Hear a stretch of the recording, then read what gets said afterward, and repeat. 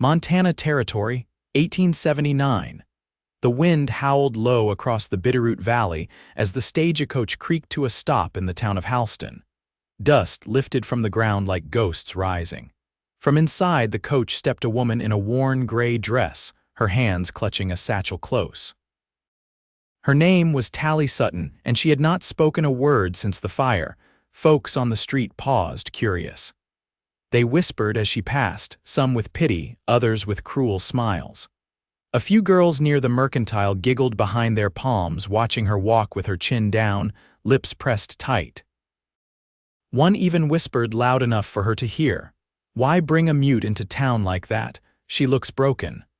Tallie kept walking. She had come to Halston with nowhere else to go. Her aunt's letter had said there was work at the boarding house, and Tallie had clung to that hope like driftwood in a flood. But when she arrived, the boarding house owner took one look at her quiet ways and shook her head. "I need someone who can speak to the guests," the woman said. "Not. Whatever this is, sorry." Tallie turned away without argument. She did not cry. She never cried anymore. 3 days passed. She slept in the church loft, cleaning in exchange for bread and a cot. The children stared at her. The older women gossiped. The men kept their distance, all except one. He first saw her outside the livery brushing down a borrowed mule. She moved with care, slow hands and soft eyes. He stood a while watching, arms crossed over his chest. "Most folks do not get that mule to stand still," he said. She looked up. Her gaze met his. Steady, quiet, he tipped his hat. "Name's Paxton Kellum. I work cattle south of here." "You?" She did not answer. He waited. When she turned back to the mule, Paxton did not leave. He leaned against the post, watching her work. "You do not talk?" he asked. She paused, then gave a small nod. He rubbed the back of his neck. "All right, I talk enough for 2 people anyhow."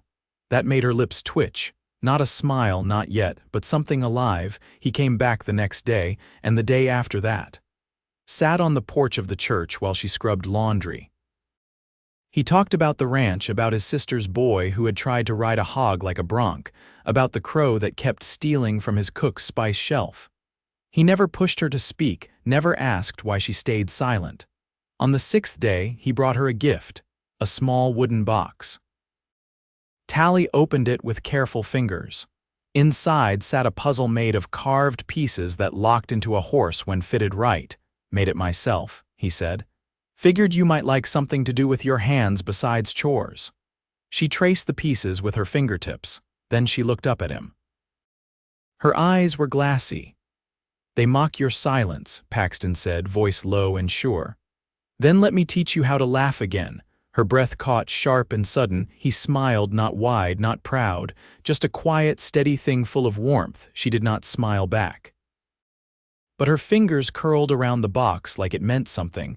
That night, thunder rolled in the distance. Paxton found her sitting outside the church, arms wrapped around her knees. He offered her his coat without asking.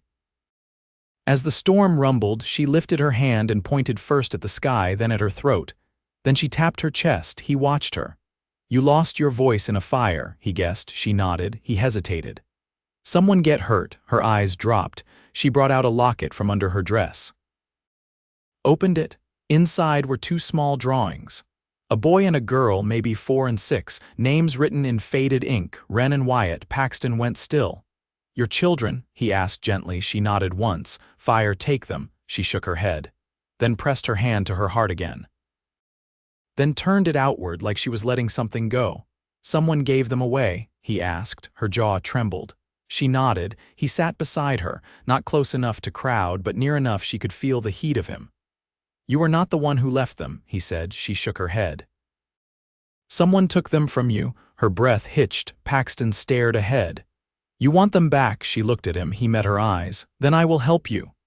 Tears slid down her cheeks, silent. She did not wipe them away. That night Paxton rode out. He returned before dawn with a name and a location, some family that had taken in a pair of children from a burned-out homestead 2 counties east. He found Tallie by the pump. She turned when she heard the hooves. "Wren and Wyatt," he said. "They are alive." She dropped the bucket. "I will take you to them," he said. "You will not go alone."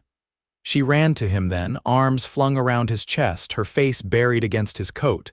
She did not make a sound, but Paxton felt something shift in her. He held her, steady and warm. When she pulled back, her cheeks were wet. She touched his hand, then pointed to herself, then to him. He nodded. "We will bring them home," he promised. She smiled. It was small, fragile, but it was a beginning. The road east broke beneath their wagon wheels in slow, uneven rhythm, the kind that settled deep into the bones. A week had passed since Paxton and Tallie left Halston, traveling toward the farmstead where her children had been sent. They rode with 2 mules and a cart Paxton had bartered from a neighbor in exchange for winter hay. He hadn't mentioned that part to Tallie. He didn't plan to. Tallie sat beside him, wrapped in a wool shawl he'd handed her that first morning. She'd mended its fraying edge with neat, careful stitches, thread pulled from the hem of her own dress. Her hands stayed busy twisting cord, sketching symbols in the dust, smoothing the folds of his maps with clean palms. She still hadn't spoken, but she'd begun to hum under her breath. Just a whisper of sound, barely more than the wind. Paxton didn't call it out. He only listened. They passed through a burned grove 2 days in, blackened trunks rising like old sentries. Paxton glanced sideways and found her watching the trees with an expression he couldn't fully read. She didn't cry, didn't flinch, just stared, as if memorizing every charred branch. "You ever ride this way before?" he asked. She tapped twice on the wagon bench, once for no, once again for not since. "Then I reckon we'll see it new together." She looked over, gaze resting on him a beat longer than usual. Then she pointed to his belt, where a folded paper peeked from the leather pouch. He passed it to her, names scrawled in uneven ink. Mary and Silas Wainwright, caretakers, 2 miles south of Birch Hollow. Beneath, a note from the county clerk in Darrow. "Taken in siblings, Wren and Wyatt Sutton, spring of '78. She traced the names, then tucked the paper into her own satchel. That night they made camp near a ridge of granite boulders. Paxton set a low fire, stacking pine cones beneath the kindling to keep the flame hot. Tallie laid out their supper hardtack, dried venison, cold beans. She didn't eat much, but she passed him the best of it without hesitation. He leaned back against a fallen log, stretching his legs to the fire. "You always this quiet with folks?" he asked. She tilted her head. "I mean before." She hesitated, then shook her head. He nodded slowly. "Figure you had a lot to say once." She didn't answer, but she reached into her satchel and drew out a scrap of fabric. It was a corner from a child's apron, hand-embroidered with a crooked W. Paxton took it gently from her hand. "Wren's," she nodded. He looked at the stitching, careful and clumsy, the kind only a small girl might make. "She sew it herself." This time Tallie smiled, a quiet, tilted curve, full of pride. He handed it back. "She's lucky to have a mother remembers that much." Tallie's eyes closed for a moment. When they opened again, something in them had softened. She rose and walked a few paces to the edge of the light. Then, with deliberate motion, she turned back toward him and raised her arms, palms open. Slowly, she mimed a box, then a roof, then 2 small dots beside her. He watched, brow furrowed. She repeated it, then pointed to the stars. He leaned forward. "You dream of them at night," she nodded. Together, she pointed to her heart. "Every night," she nodded again. Paxton stood and crossed the fire to her, close but not touching. "You'll hold them again," he said. "I don't care who stands in the way." Her breath caught sharp, but she didn't look away. They stood like that for a long moment, the fire snapping low behind them, the stars wheeling slow above. The next morning, the sky turned to slate and a cold drizzle settled in. They rode with their hats pulled low, shoulders hunched against the wind. Midday, Paxton spotted a farmhouse through a break in the tree's whitewashed boards, smoke curling from the chimney, a barn slumped to one side like an old man's shoulder. Tallie sat up straighter. They rode the last stretch in silence. At the gate, Paxton dismounted and tied the mules. The front door opened before he could knock. A woman stepped out, sharp-boned and narrow-eyed, apron streaked with flour. "You're late," she said, arms crossed. "We expected you yesterday." Paxton blinked. "Beg pardon, "You're from the county, ain't you? Come to check on the orphans." Tallie stepped forward, eyes wide. Paxton cleared his throat. "That's right, I'm Kellum. This here's Miss Sutton." The woman's gaze flicked to Tallie, unimpressed. "They're in the barn loft," she said. "Chores ain't done yet." Tallie took off running. The woman threw up her hands.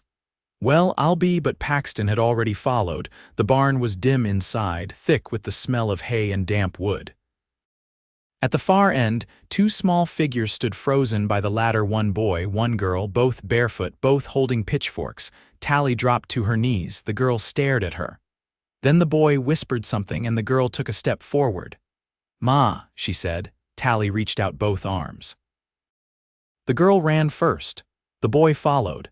And Tallie gathered them in, arms trembling, face buried in their hair. She didn't sob. She didn't make a sound, but her shoulders shook with something deeper. Paxton stepped back into shadow, giving them space. The sun broke through the clouds outside just for a moment. It fell through the slats and touched her face. She looked up, eyes full. And for the first time she laughed, soft, broken, and real. The Wainwrights let them stay 3 nights begrudgingly. The children, Wren and Wyatt, slept curled against Tallie on a straw pallet in the small loft above the root cellar, which Paxton swept clean himself. He laid a horse blanket beneath them and rolled his coat into a pillow for the boy. On the second night, Tallie rose before dawn and found Paxton tending the wagon wheel by lamplight. His hands were raw from the repair, 2 knuckles split from slipping against the iron rim. She knelt beside him, took his hand, and wrapped the worst of it in a strip of muslin torn from her underskirt. Her touch was sure, practiced. When she finished, he studied her face, lit only by the flickering lantern. "I've seen wounds dressed before," he said, flexing his fingers. "But there's a difference when it's done by someone who wants you whole." She didn't look away. He set the wrench down and leaned back on his heels. "You still planning to take them west?" She nodded once, then pulled a folded paper from her satchel and handed it to him. He opened it carefully. Inside was a deed, dated from 3 years ago, signed in her name.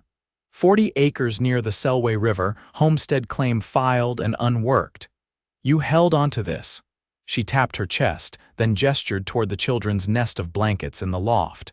Paxton folded the paper and gave it back. "It's a hard land up that way. Cold, steep, but good country if you know how to listen to it." She met his eyes, searching. "I know how to listen," he said. After breakfast, she helped Wren fasten her shoes, tying the frayed laces into careful knots. Wyatt followed Paxton into the barn, trailing behind him with a stick he'd carved into the shape of a pistol. Paxton didn't correct him. Instead, he handed the boy a coil of rope and showed him how to tie a bowline. The boy's hands were clumsy, but he didn't give up. That afternoon, Tallie sat beneath a cottonwood, Wren asleep in her lap. Paxton lowered himself beside her, brushing the dust from his boots. "She's sharp," he said, watching the girl. "Talks with her hands like you do." Tallie raised her brows. "Not the same way," he added. "But with meaning." She traced a line in the dirt, a house, a tree, 3 stick figures. He glanced at it. "You'd want me there?" She didn't answer at first. Then she drew a 4th figure beside the others, slightly taller with a hat. He stared, unmoving. Then, slow and certain, he reached for her hand and laced his fingers through hers. Her palm was warm, calloused, unflinching. That night, a storm rolled in from the north. Rain hammered the roof of the barn and the wind howled through the eaves. Paxton stayed near the children while Tallie boiled water over the hearth in the Wainwrights' kitchen. Mrs. Wainwright muttered something about unmarried foolishness, but Tallie didn't flinch.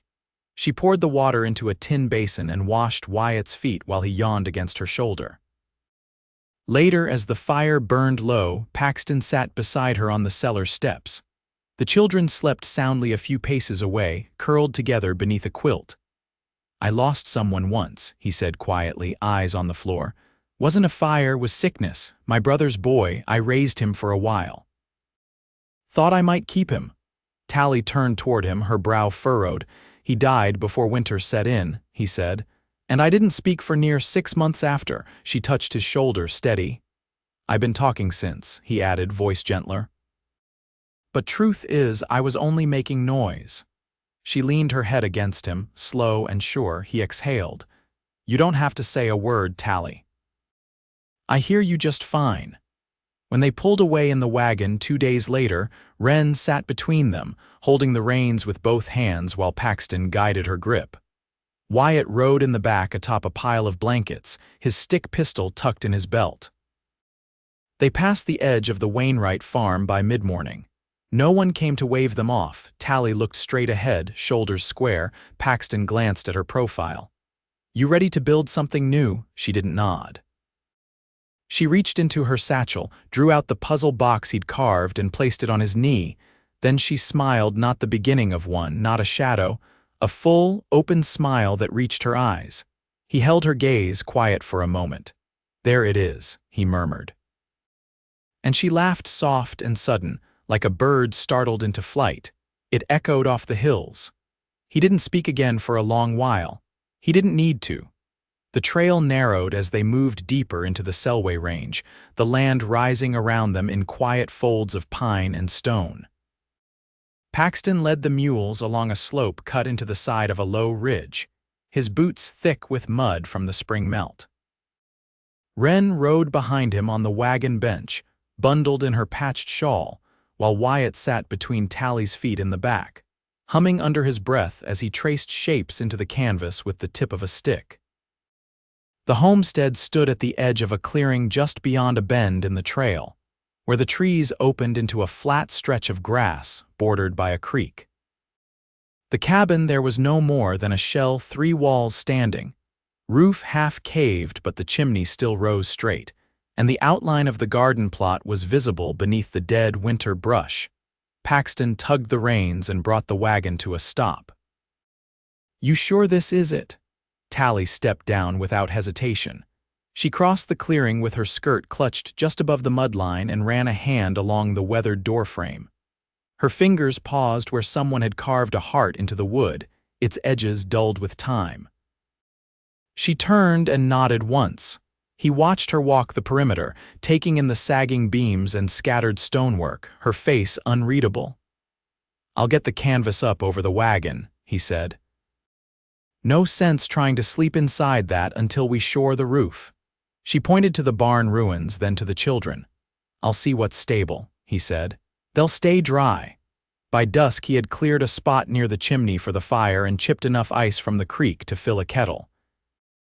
Wren had gathered wood without being told, and Wyatt had fashioned a cornstalk doll using straw and a bit of string Tallie pulled from her sewing roll. No one asked for supper.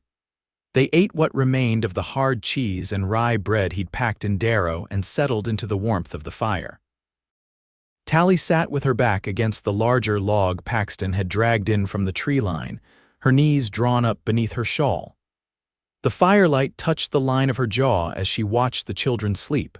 Paxton sat nearby, sharpening the edge of his skinning knife with a flat stone. You think they remember this place? She shook her head, then made a motion with one hand as if wiping a slate clean. Maybe for the best, he said. Fresh starts easier when the ground's not haunted. She raised her brow. Not what I meant, he added. Just some places carry too much weight. This one's got good bones, though. Could be something again. She glanced toward the garden plot, then toward the slope behind the cabin.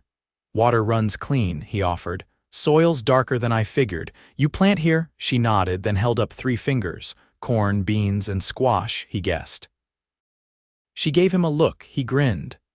I'm not just a man with a rope, you know. I raid things.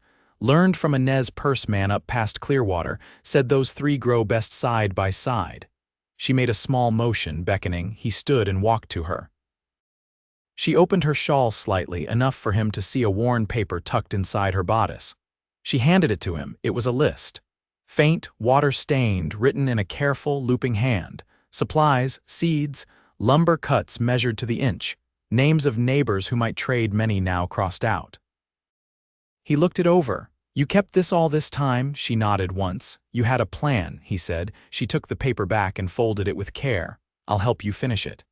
She didn't smile, but her shoulders lowered. She drew a line in the dirt beside her boot, then another and another. When she was done, it looked like a fence line. He crouched beside her.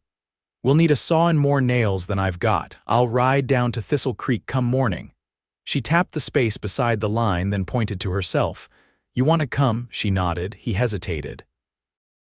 "It'll be 2 days out, 1 back. Wagon won't make it in this mud."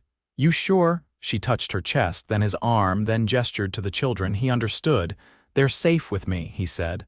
"Always." She leaned forward and pressed her forehead lightly to his. It wasn't a kiss, but it settled something that had been held between them, unspoken and waiting. "I'll wake you before sunup," he said. She stayed close a moment longer, then stood and gathered the blanket from the wagon bed. She laid it over the children with one hand resting between their shoulders, then stepped back toward the fire. He watched her, the way she moved with quiet certainty, the way her silence no longer felt like something broken, but something chosen. When the wind shifted and the fire flared, she turned her face toward him again. He didn't say anything more. He didn't need to. They left before first light, just as mist lifted from the creek, wrapping the trees in pale ribbons. Tallie rode beside Paxton on his gelding, her hands tucked deep into his coat as the horse picked its way along the narrow trail. She didn't ask to steer. She rested against him without tension, her breath warm through the wool on his back. Wren and Wyatt stayed behind with Elias Cordero, a half-Métis trapper who lived a mile north. Paxton had traded salt pork and a spare axe head for his time and trust. Elias had looked over the children, nodded once, and said, "They'll be warm and fed." "Go on." The trail to Thistle Creek wound through high ridges and birch groves where the ground crunched with old frost and the air smelled of wet bark. They spoke little. Tallie didn't need to sign. Her stillness said enough. She was watching, learning the land's shape again, taking in what had changed, what hadn't. By late afternoon, they reached the outskirts of town. Thistle Creek was little more than a main road lined with stone storefronts and clapboard sheds, but it had a sawmill and a smithy, and that was enough. Paxton helped her down outside the dry goods store. Inside, she moved with quiet purpose, selecting nails, seed potatoes, a spool of linen thread. The shopkeeper, a stooped man with stiff hands, tried to make conversation, but she answered with gestures and a steady gaze that discouraged pity. Outside, Paxton loaded their supplies into a borrowed cart, tying them down with strips of rawhide. When she returned, he handed her a folded parcel wrapped in paper.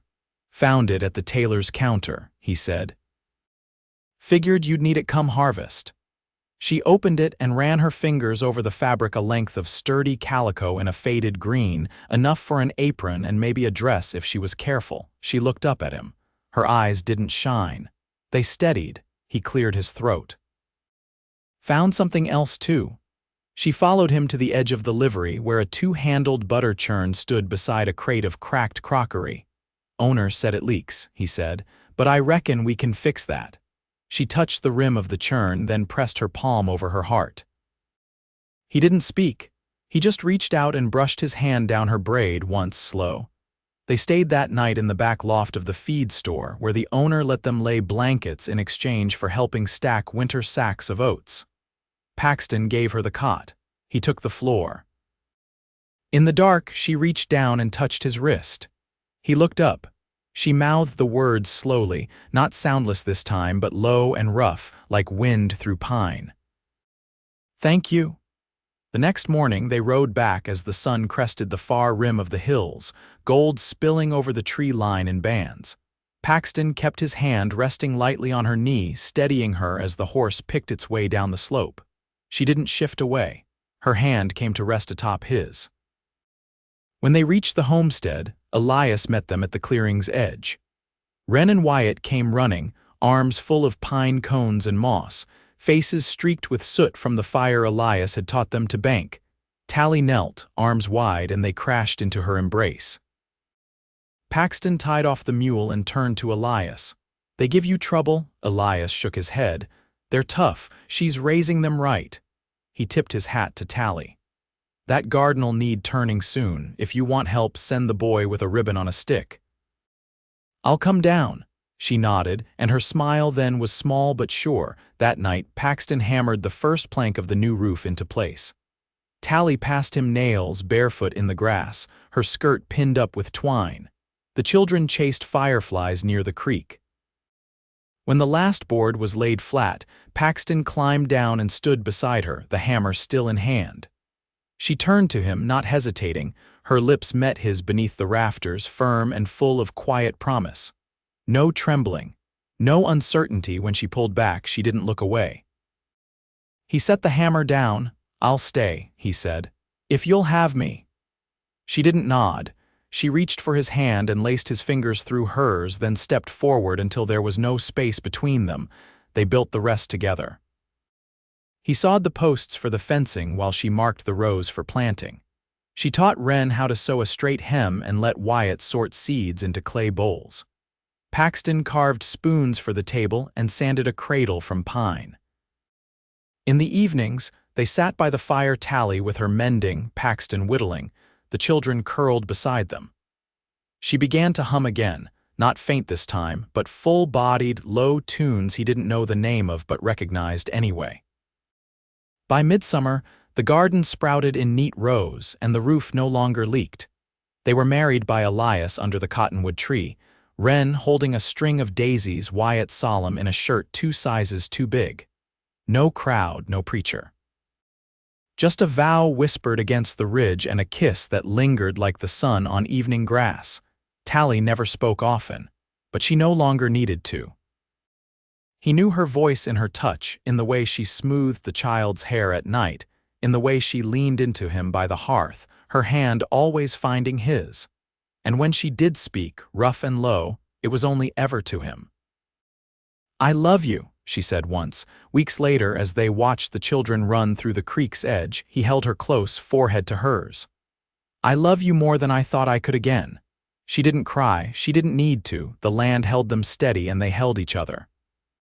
And nothing else was missing.